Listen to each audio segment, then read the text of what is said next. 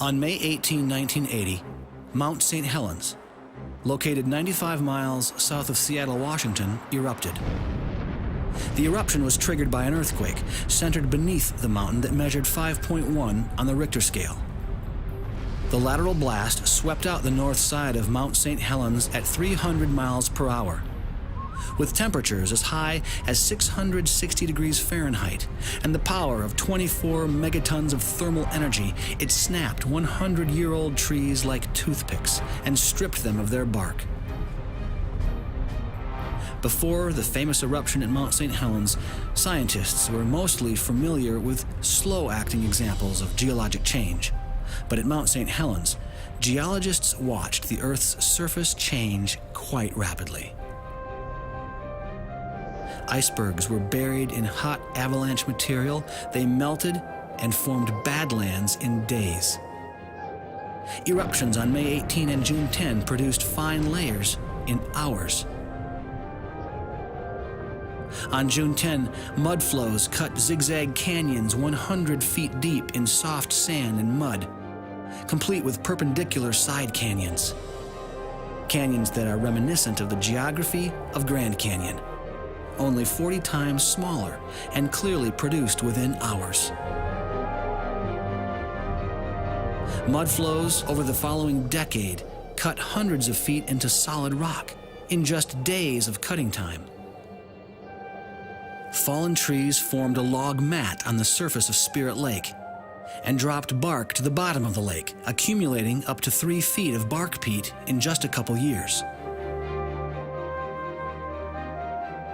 And vertically floating logs sinking to the bottom of the lake resulted in buried trees in only a decade, similar to the trees of Yellowstone's fossil forest, which are also buried in volcanic layers. Even though Mount St. Helens is a very small catastrophe compared to the flood or the major catastrophes immediately following the flood, it provides a better clue to what happened in those times than the slow geologic processes which are most commonly seen in the present. It doesn't take millions of years to form canyons, to form layers. And as well as that, I want you to watch this short video here that helps us understand more about the canyon aspect. The Earth's surface is scarred by deep canyons, cut into solid rock. But how did they form? A little bit of water over a long time, or a little bit of time with a lot of water? Modern rivers don't generally cut downward into solid rock, so today's river erosion seems incapable of explaining rock canyons. The Great Flood of the Bible, however, provides a possible explanation for such canyons. In soft mud or sand in your own backyard, you can see the power of heavy rains on a small scale. A rainstorm can create miniature canyons in only minutes. Though these canyons are very small, cut into mud, they share many of the same characteristics as the world's great canyons. On a larger scale, mud flows have also been observed to form these features quickly. At Mount St. Helens, a single mud flow off the mountain carved Engineer's Canyon out of soft sediment in a single day, 100 feet deep. And the same thing even happened in solid rock.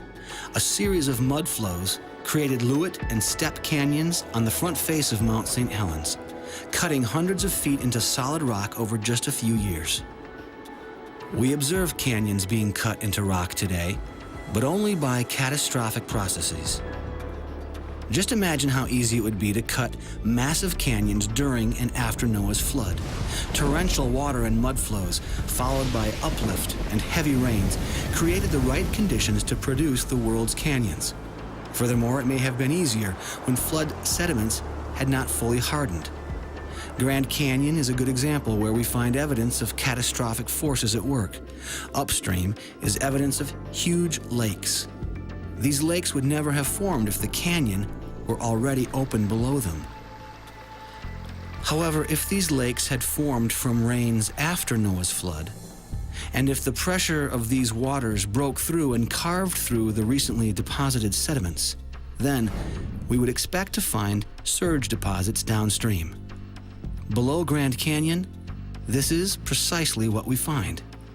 evidence of a lot of water cutting over a little bit of time. See, it doesn't take millions of years to form canyons, and it doesn't take millions of years to form fossils.